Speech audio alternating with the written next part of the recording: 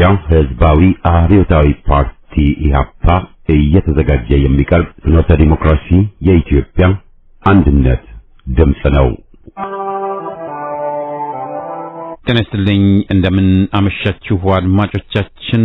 ዛሬ ረቡዕ ሰኔ 11 ቀን 2017 ዓመተ ምህረት ነው።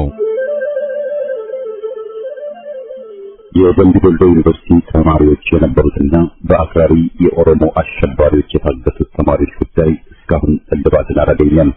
ብዙዎቹ ልጃገረዶች የሆኑት እነዚህ የአማራ ወጣቶች ከታገቱ ረቡዕ ሰኔ 11 ቀን 2090 ቀናት አለፋቸው።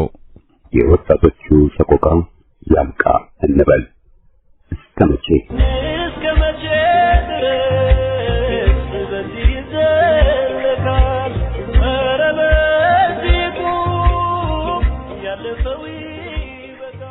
እንደምን ውላችኋል? የሰዓቱን ዜና እናሰማለን። አብራችሁን ቆዩ።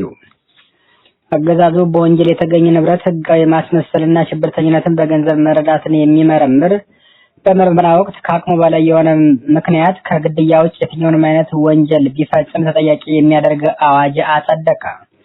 የግለሰቡን ሰብአዊ መብቱን በመግፈፍ እስከ ሞት ድረስ የሚያደርስ በርካታ ግፍ፣ በደል መፈጸም በኢትዮጵያ በህጋዊ መንገድ ጸድቋል። በወንጀል የተገኘ ንብረት ህጋዊ ማስመሰልና ሽብርተኝነትን በገንዘብ መረዳት ወንጀልን ለመከላከልና ለመቆጣጠር በሚል የወጣው አዋጅ በህዝብ ተወካዮች ምክር ቤት ያለምንም ተቃውሞ መጽደቁ የህዝብ ተወካዮች ምክር ቤት ህዝብን የወከሉ ሳይሆኑ በራሳቸው ወንበዴ ጨፍጫፊና ቶርች የሚያደርጉ ህገወጦች መሆናቸውን አረጋግጧል። እንዲህ አይነት አዋጅ በተለይ ሽብርተኝነትን ለመከላከል ለሀገራችን ያስፈልጋል ሲሉ የምክር ቤት አባል የተናገረ ሲሆን እንደ ህዝብ ግን ኢትዮጵያውያን ሙሉ ተቃውሟቸውን አሰምተዋል። የሆነ ሆኖ ግን አንድ ሰው በግዳጅ ላይ ያለ ከግድያ በስተቀር ለሚፈጽመው ወንጀል አይጠየቅም ማለት የግለሰቡን ህጋዊ መብት ሙሉ በሙሉ መግፈፍ እንደሆነም ተጠቁሟል። አንደኛው ወንጀል ፈጽሟል ይላል። ወንጀል ፈጽሞ አለመጠየቅ ትክክለኛ አይመስልም፣ ወይም ድርጊቱ ተዘርዝረው ህጋዊ መብት የተሰጠው ሰው የሚወስዳቸው እርምጃዎች ወንጀል አይደሉም ብለን ማለፍ እጅግ በጣም ስህተት ነው። ሌላው ሙሉ እኔ በግሉ የተፎካካሪ ፓርቲ አባል ነኝ ያለው አንዱ ምክር ቤት ላይ የተሳተፈው ባለሀብቶችን፣ ጋዜጠኞችን፣ ተፎካካሪ የፖለቲካ ፓርቲዎችን፣ የሰብአዊ መብት ተሟጋቾችና የታዋቂ ሰዎችን መብት የሚገድብ ነው ሲል ተቃውሞውን አቅርበዋል። የመናገር መብትን ይከለክላል የሚል እምነት ነው ያለኝ ያሉት የምክር ቤት አባሉ ምክንያቱ አዋጁን ስናየው በ10 ዓመት ገድቦ ነው የወጣው ሲሉ ጠቅላላ ምክር ቤት ላይ የተሳተፉት ያለምንም ድምፀ ተቃውሞ ይህንን ህገወጥ ድርጊት ማጽደቃቸው እንደ ሀገር አንገት አስደፍተዋልም ተብሏል። አዋጁ በሽፋን ስር ምርመራ የሚካሄድ መርማሪ ከግድያ ወንጀል ውጭ በሌላ ወንጀል አይጠየቅም ይላል የተባለ ሲሆን መርማሪው በሚሊዮን የሚቆጠር ገንዘብ ተደራድሮ ከሆነ ከወንጀለኛው ጋር መቀበሉን ብናውቅ አይጠየቅም ማለት ነው። ማሰቃየት ቢፈጽም የመብት ጥሰት ቢፈጽም አይጠየቅም። መሆን ያለበት ግን ኢትዮጵያ በፈረመቻቸው ዓለም አቀፍ ድንጋጌዎች የተካተቱ ወንጀለኞችን አለመፈጸሙ ነው ሲሉም አቅርበዋል።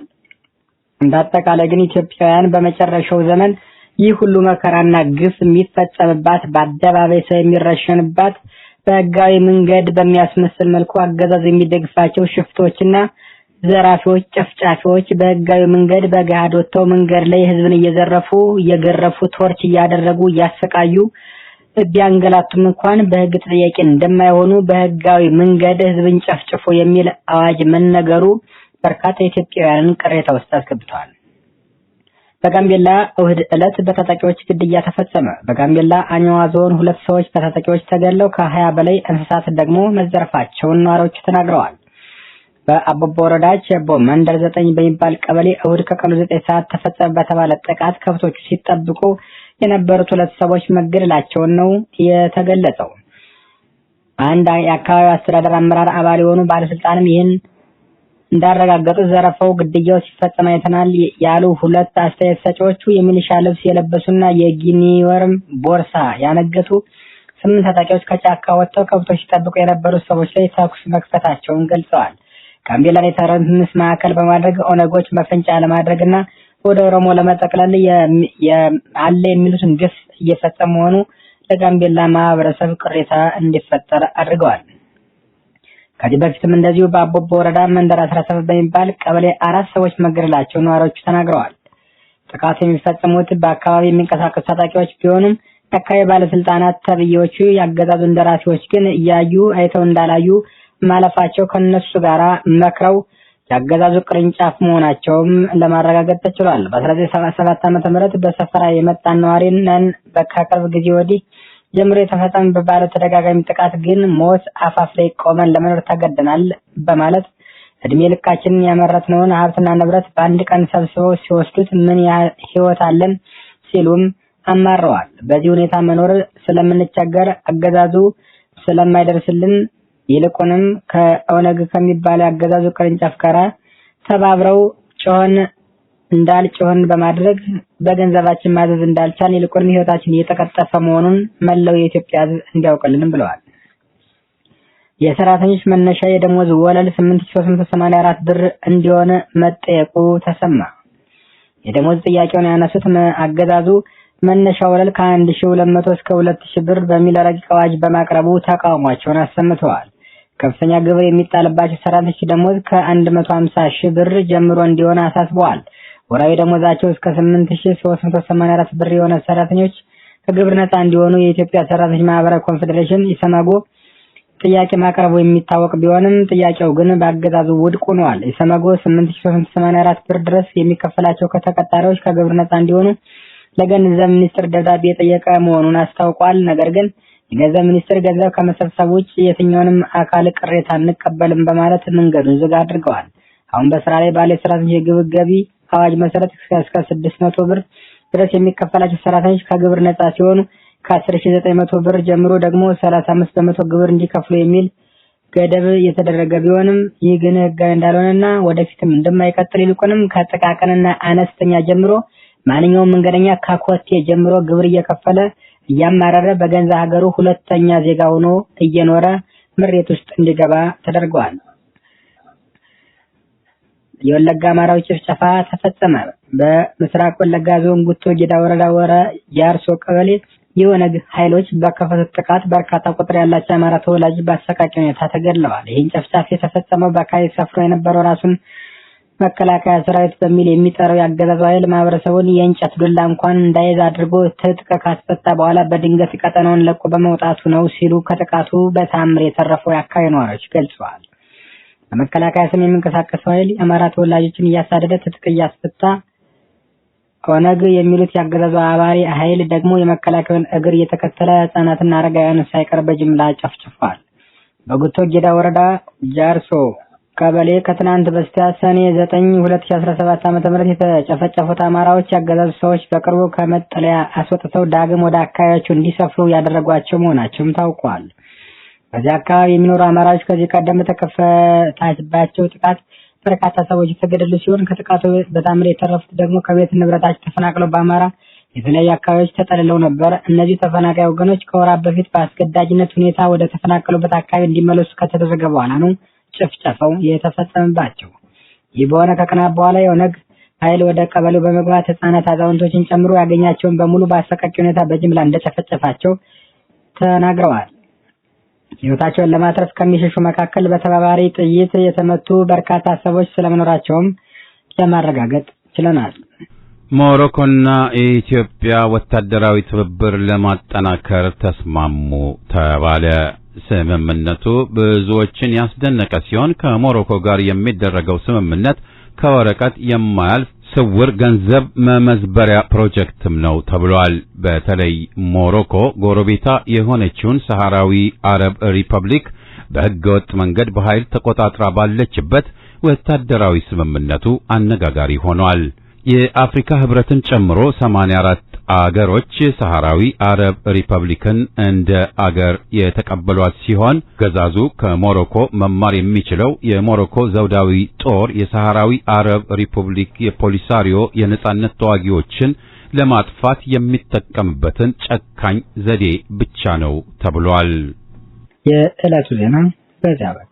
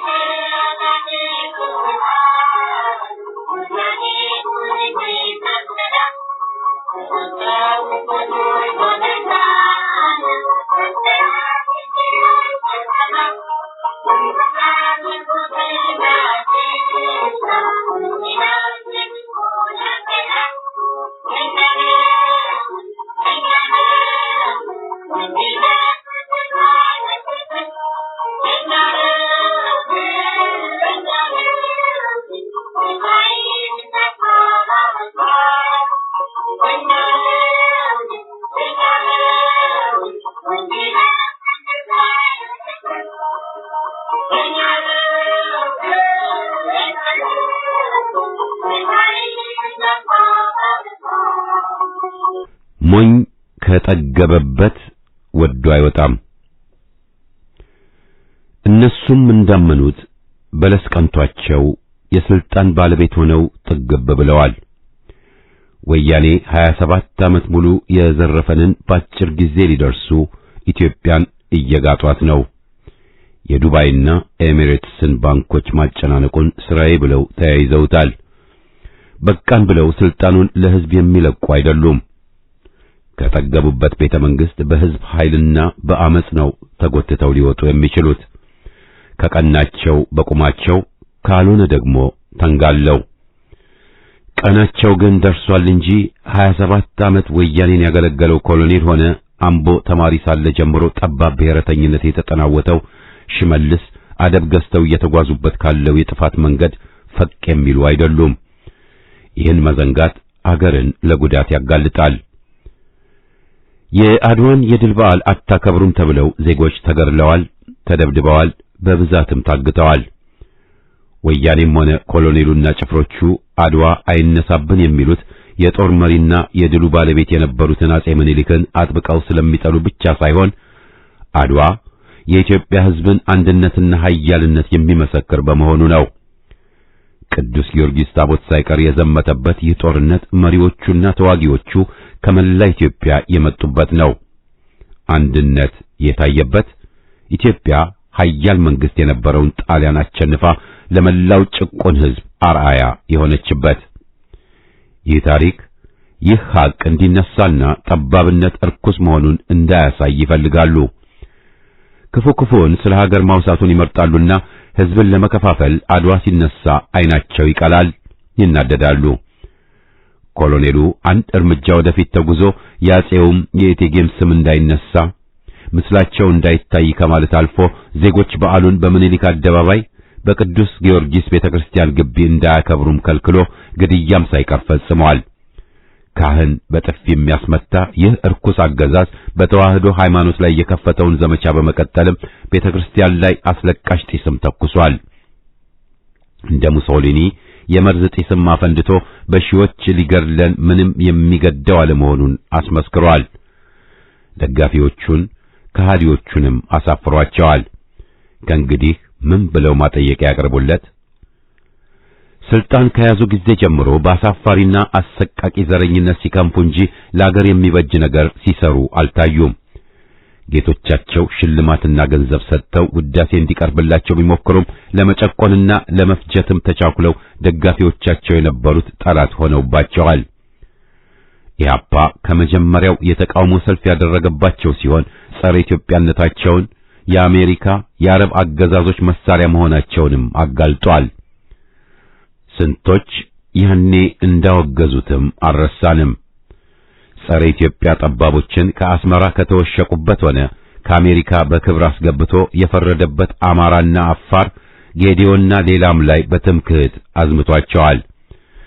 ከቡራዩ እስከ ዛሬ ብዙ ሺህ ሰው አልቋል። በሃይማኖቱ ተከባብሮ የኖረውንም ሕዝብ ሊከፋፍል ሞክሮ ለአክራሪ ዋሃቢስቶችም በር ከፍቶላቸዋል። የኮሎኔሉን ሃይማኖት ተከታዮችንም ሆነ የብሔሩ አባላት በመሾም በመሸለም የሰፊው ሕዝብ ተቃውሞና ጥላቻ ኢላማ እንዲሆኑ ማድረጉም የታየ ሆኗል። ኢትዮጵያንና የሕዝብ ሃይማኖቷን፣ አማርኛ ቋንቋን፣ አዲስ አበባን፣ የሕዝብ አንድነት ታሪክን ለመሰረዝ ለመካደም ኮሎኔሉ ሲመራው የቆየው ዘመቻ ከጊዜ ወደ ጊዜ እየሰፋ ሲሄድም ቆይቷል። በአሁኑ ጊዜ ግን የኮሎኔሉና ተረኞቹ እህል ውሃቸው ማለቁን የሚክዱና ማየትም የተሳናቸው ስማቸው መለያቸው ባንዳ ከሃዲ የሆኑት ብቻ ናቸው። በዝምታቸው ይታወቃሉ። ለኢትዮጵያ ዘብ ሊቆሙ፣ ታሪኳን ሊጠብቁ፣ ጠባቦችን ሊታገሉ ዝግጁ ሆነው አልታዩም። ኮሎኔሉ ሃይማኖታቸውን እያጠቃ አቡነ ጴጥሮስን ከመሆን ፈንታ ክህደታቸው ካጠለቁት የወርቅ መስቀል በልጦባቸው ኢህአፓን በሐሰት መወንጀሉን መርጠው ሲለፍፉም ተደምጠዋል። ጉድ አልሰማ አይል ጆሮ ነው ነገሩ። የመደናገር ዘመን አብቅቷል። ወዳጅ ጠላትም ቁልጭ ብሎ ታይቷል። የተደበቀ የለም። ኮሎኔሉና አገዛዙ የሕዝብና የሀገር ጠላት ናቸው። ወያኔን ከውድቀት ሊያድኑና የሕዝብን ትግል ሊያጠፉ ሳይታክታቸው የሰሩና አሁንም ፍጅታቸውን በሕዝብ ላይ ሊቀጥሉ ዝግጁ የሆኑ ወያኔ ተመልሶ ብቸኛ የትግራይ አስተዳዳሪ ሊሆን ሲነሳም በዝምታ እያዩ መሆናቸው የዛሬ ምስክር ነው። ሰልፋቸው ከማን ጋር እንደሆነ በአዲስ አበባ ሕዝብ ላይ ጮሆ የሚበር ተዋጊ አውሮፕላን በወያኔ ላይ በሚገባው ልክ እንዳልበረረ እናውቃለን። የኮሎኔሉ አገዛዝ ጠላት ኢትዮጵያ የሚለው ሕዝብ ነው። ይህን የዘነጋ ኢትዮጵያን ለጥቃት አጋልጦ የሚሰጥ ከሃዲ ብቻ ነው። ውድቀት ለዘረኛው አገዛዝ። የሕዝብ አንድነት ይጠንክር።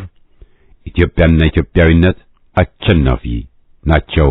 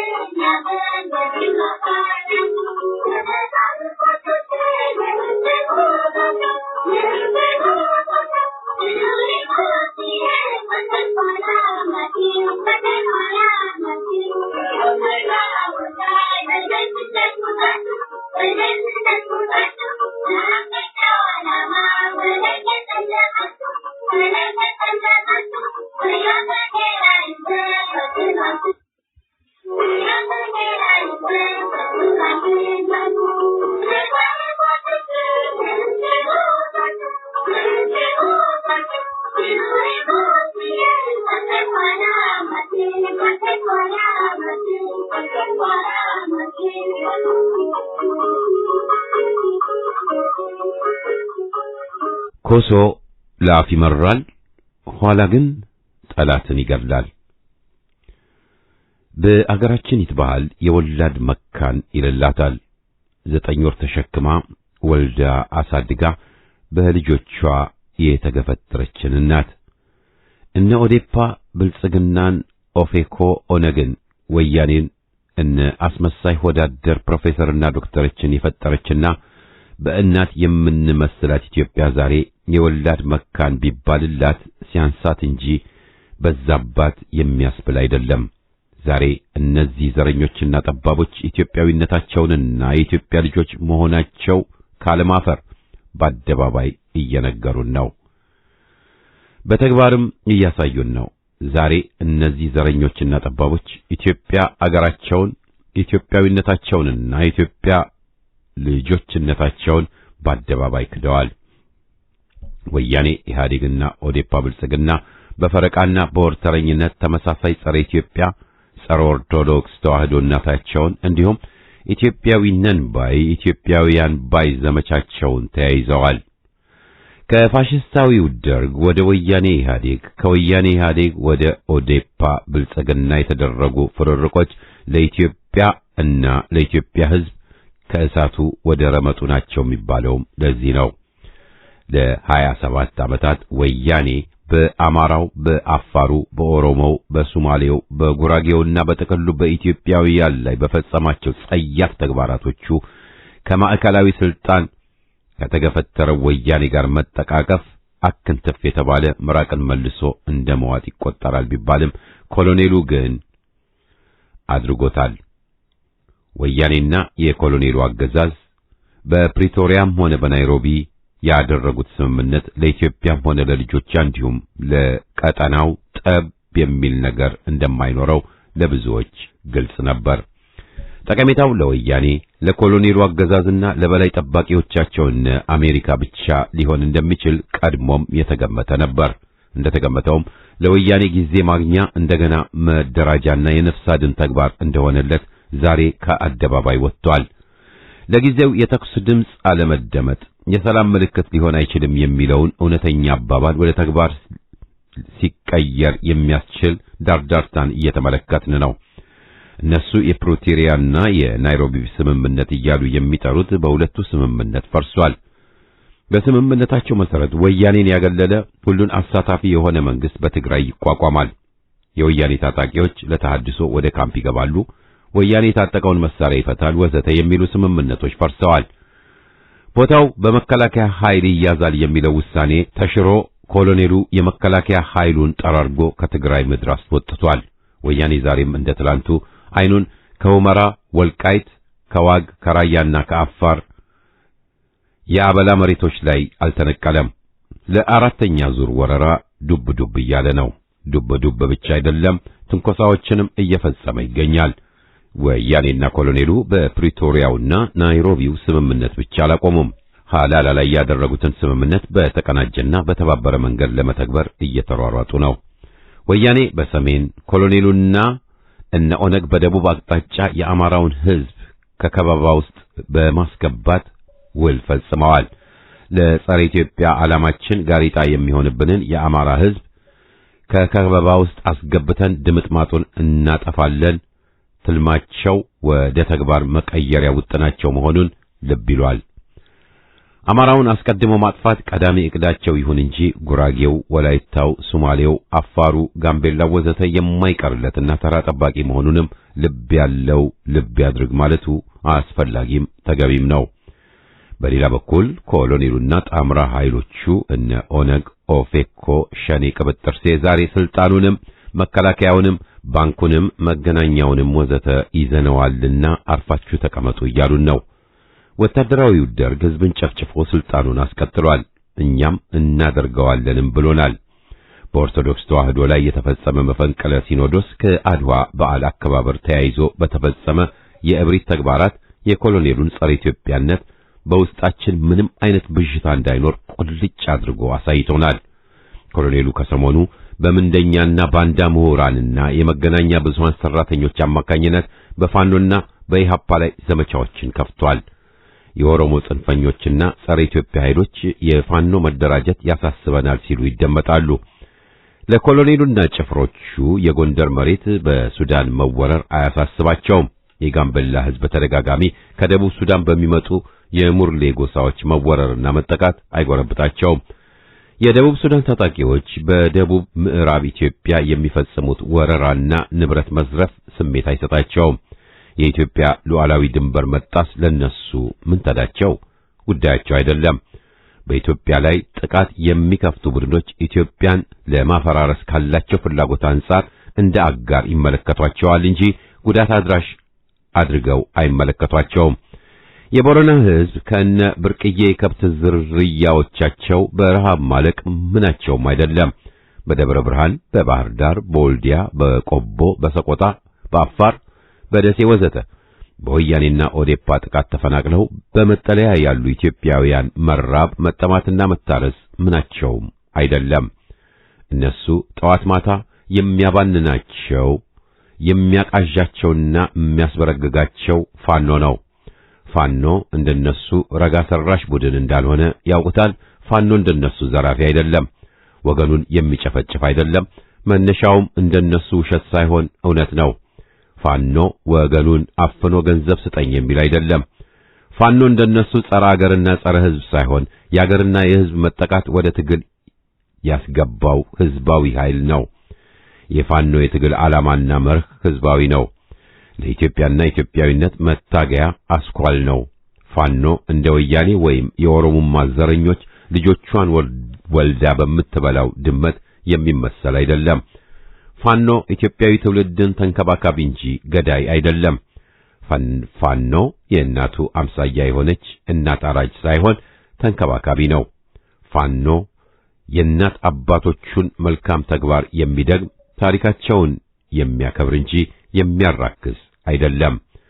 ፋኖ በዛሬ ትውልድ ብቻ ሳይሆን በነገውም ትውልድ የሚከበርና የሚዘከር ስንቅ የሰነቀ እንጂ የሚረገምና ማፈሪያ የሚሆን አይደለም። ለዚህ ነው የዛሬዎቹ ዘረኞችና ሀገር አፍራሾች የፋኖ ስም ሲጠራ የሚያባልናቸው። መከላከያውንም ባንኩንም ደህንነቱንም መገናኛ ብዙሃኑንም ሆነ ዳኝነቱን ሁሉ በእጃችን ይዘናል የሚሉ ዳግማዊ ወያኔ ኢህአዴጎች ልክ እንደ ፋኖ ሁሉ የኢህአፓም ስም ሲነሳ ያስጓራቸዋል፣ ያቃዣቸዋል። ለጸረ ኢህአፓ ዘመቻቸው የፋሽስታዊ ደርግ ገዳይና አስገዳዮችን አንጃ ግራንጃዎችን ባንዳ ምሁራንንም እየተጠቀሙ መሆናቸውን መመልከት ይገባል። እውነታው ግን ፋሽስታዊ ደርጎች፣ ወያኔዎች፣ ኦነጎች፣ አንጃዎች ወዘተ በኢህአፓ ላይ ከነሱ የጎደፈ የዘቀጠና የተተፋ ተግባርን ማግኘት አይችሉም ብቻ ሳይሆን የዕውቀት፣ የሞራል፣ የታሪክና የሕግ ብቃቱ የሌላቸው መሆኑን የኢትዮጵያ ሕዝብ ጠንቅቆ የሚያውቀው ስለሆነ ማንም ምንም ይበል ኢህአፓ ትላንትም የኢትዮጵያና ሕዝቧ ዛሬም የኢትዮጵያና ኢትዮጵያውያን ታጋይና አታጋይ የሆነ ሕዝባዊ ኃይል ነው። ፋሽስታዊ ደርግ ወያኔም ሆነ ኮሎኔሉና አገዛዙ ጠፍቷል፣ ተቀብሯል የሚሉት ኢህአፓ ዛሬ ለምን እንደሚያባንናቸውና ለምን እንደሚያስቃዣቸው ፍቺውንና መልእክቱን ለኢትዮጵያ ሕዝብ እተወዋለሁ። በዘረኞችና ጸረ ኢትዮጵያ ኃይሎች ተልእኮ ተቀብሎ የሚላክ የጥፋት መልእክተኛ ላኪውን መስሎ የላኪውን መርህና ዘዴ ተከትሎ እንደሚላክ መጠራጠር አያሻም። ስለ ኢህአፓ የሚጻፍና የሚናገሩ ሁሉ ልክ እንደ ላኪዎቻቸው ውሸትና የውሸት ትርክትን መሰረት አድርገው ነው። የኢህአፓን መሰረታዊ የህዝብ ጥያቄዎች ደርግም ወያኔም ኮሎኔሉም ስላልመለሷቸው ሊመልሷቸውም ስላልቻሉ የዛሬውም ትውልድ ጥያቄዎችና መታገያዎቻቸው መሆናቸው የኢህአፓን ትልቅነት፣ የኢህአፓን ዴሞክራሲያዊነት፣ የኢህአፓን አርቆ አሳቢነት፣ የኢህአፓን ኢትዮጵያዊነት፣ የኢህአፓን ህዝባዊነት መስካሪ እውነቶች ናቸው።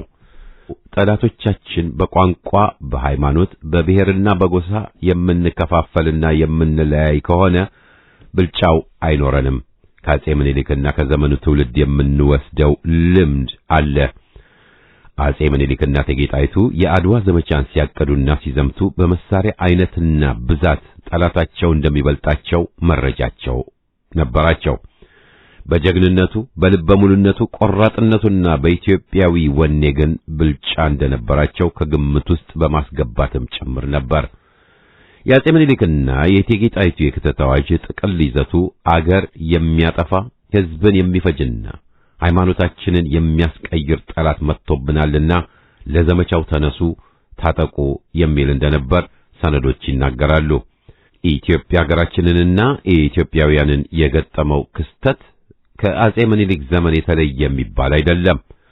ልዩነት አለ ከተባለ የአጼው ዘመን ጠላቶቻችን ነጮች፣ የዛሬዎቹ ደግሞ ጥቁሮች መሆናቸው፣ የዚያን ዘመን የባዕድ ወራሪ መሆናቸው፣ የዛሬዎቹ ደግሞ አገር በቀል መሆናቸው ብቻ ነው። ዳግማዊ ኢህአዴጎችና ጫፋሪዎቻቸው ኢትዮጵያን ሊያጠፉ፣ ሕዝቧን ሊፈጁ፣ ኦርቶዶክስ ተዋህዶን ሊያጠፉ መታተራቸውን መካድ አይቻልም። ይህን አሌ የሚያስብል ቅንጣት ብዥታ የለም። ጥቁር ፋሽስቶች ናቸው። በአገራችን ሉዓላዊነት፣ በአንድነታችን፣ በታሪካችንና በህልውናችን ለመጣ ጠላት አገር በቀልም ይሁን የባዕድ ኃይል ድርድር የሚባል ነገር ሊኖር አይችልም። ጠላት ሺህ ጊዜ ቢለምኑት ወይም ቢሞዳሞዱት ምህረት እንደሌለው ጠላቶቻችን በተግባር አሳይተውናል። እነዚህ ዘረኛና አገር በቀል ጥቁር ፋሽስቶች ልክ እንደ ኢጣሊያዊው ወራሪ ኃይል በመሳሪያ አይነትና ብዛት ብልጫው ቢኖራቸውም በወኔና ጀግንነቱ ብልጫ የላቸውም። የትግሉ አሸናፊ ለመሆን ዘር፣ ቋንቋ፣ ሃይማኖት ወይም ጎሳ ሳይከፋፍለን በተባበረ ኃይል መነሳት ብቻ ነው። ሰምና ፈትል ካልተዋህዱ ብርሃን አይሰጡም እንደሚባለው ሕዝብ ከተከፋፈለ ኃይል አይኖረውም። ከተባበረ ግን ሕዝብን የሚያሸንፈው ምድራዊ ኃይል እንደማይኖር የኛውም ሆነ የሌሎች አገራት ተመክሮ ያረጋገጠው ሐቅ ነው። እርግጥ ነው ኮሶ ላፍ ይመራል፣ ኋላ ግን የአንጀት ውስጥ ጠላትን ይገድላል እንዲሉት ትግል መራር ነው። ቢመር ቢጎመዝዝም ጠላቶቻችንን ተሸናፊ ያደርጋል። ዘረኝነትና ጠባብነት በሕዝብ ትግል ይወድማል። በጠላቶቻችን መቃብር ላይ አንድነቷ የተጠበቀች ኢትዮጵያ ትገነባለች።